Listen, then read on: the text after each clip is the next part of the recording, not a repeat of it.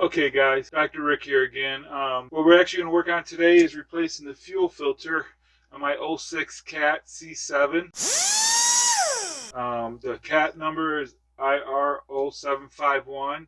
So we have it, it's a filter here, and what I need pretty much is a few tools, not too many. Oil filter wrench, or a filter wrench say. Remember, a filter wrench is actually depends on which way you go to turn it here. So one of the questions that I get asked often by people is, if do you pre-fill the filter or not? I used to like it a lot, and I still do, but there's a way to do it if you're going to do it. But as you can see here, there's actually directions, 1, 2, 3, 4 on most filters. Pretty much right here, it's telling you do not pre-fill the oil filter. Number 2 is saying put a little bit of oil on the O-ring. Number 3 is to spin it till it just barely touches. And then number 4 is one turn pass where it touched. One of the main reasons they actually don't encourage you fill the oil filters and fuel filters is because traditionally this is where we fill it in when we're pre-filling. And the problem is that's actually where the engine sucks it out. So what happens is you fill it in here and you got unclean, unfiltered oil or fuel. And so that'll go right into something more sensitive like an injector. Now if you fill it out through here, and then it will actually get into the filter and you'll have filtered fuel. But a lot of people don't know that. It makes it hard. And the last thing you want to do is mess up an injector on something like this. They're real expensive. So that's some of the tips I'm telling you right now is basically you should actually get it going. Some of the older C7s right here would be a pump.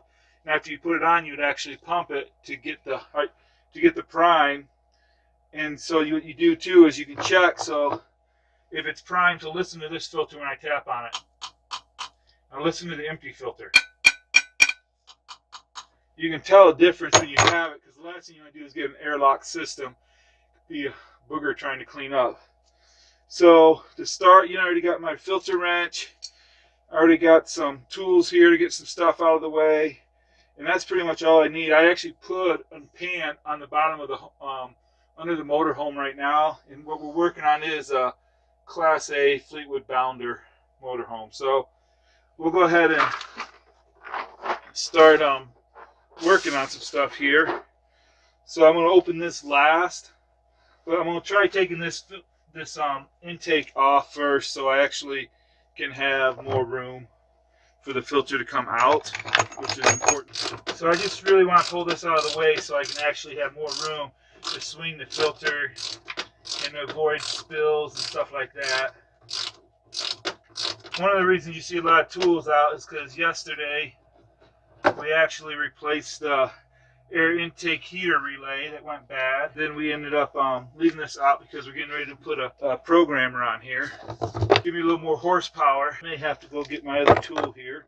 So let's see what we got. If this will give me a little more room for the air ratchet here, or the battery impact now. So it's funny, if they would have just put this on a couple more degrees upward, we'd be having a lot less problems with the clamp starting to loosen up. Go just a little bit further on the loosening.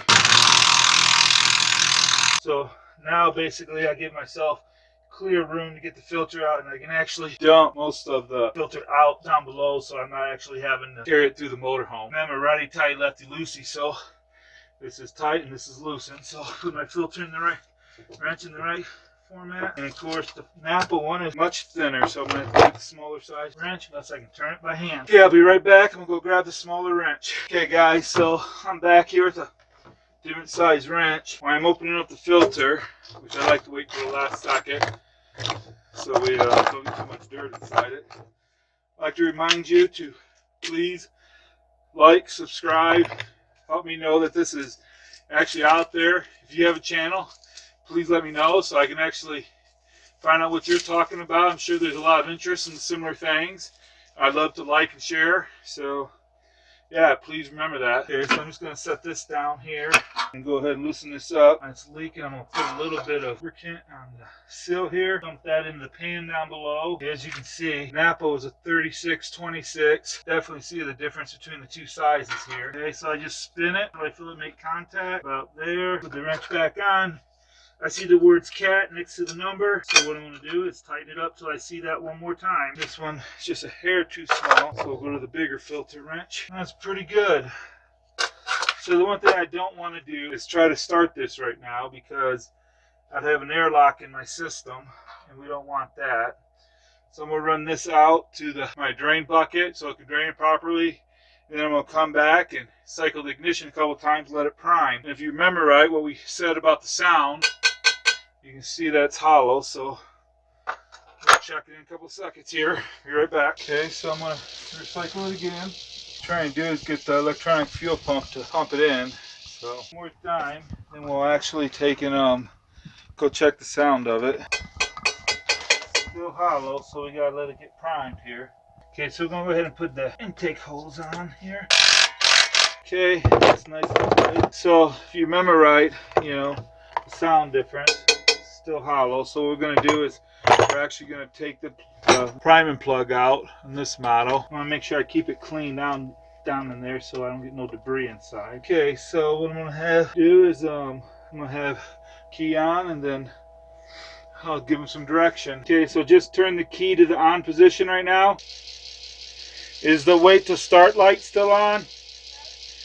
Okay, so when I tell you, you're going to just go ahead and shut it off, okay? So just go ahead and crank it.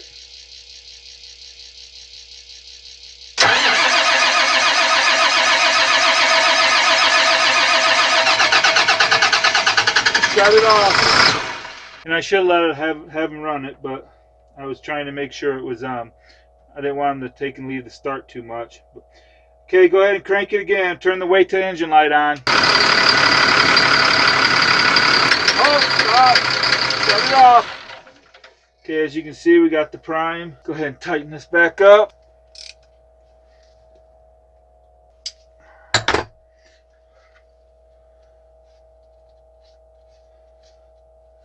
Okay, you want to clean that up so I can see if it's going to leak. Go ahead and turn the wait to start light on. Tell me when it's off. Go ahead and start it up.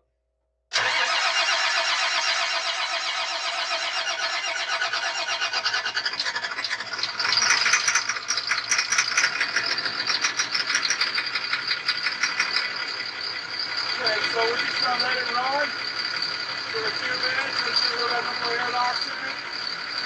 Anyway, that's how you do it, guys. Okay guys, so we just did the fuel filter change on the C7. So a couple things I'd tell you here, like always, I try to put a couple tips and tricks. One is I should have known to just bring both filter wrenches. You know, that's what happens, especially when you're tracking through a luxury whole motorhome. The other thing is, you know, I was under the impression I had an electric fuel pump. I didn't.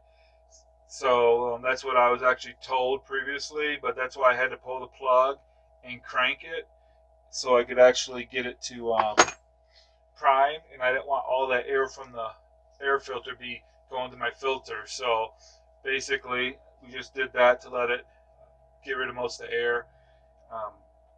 So keep it in mind, I would actually put it together more and stuff like that, but we are still planning on some more projects down here in this hole this weekend.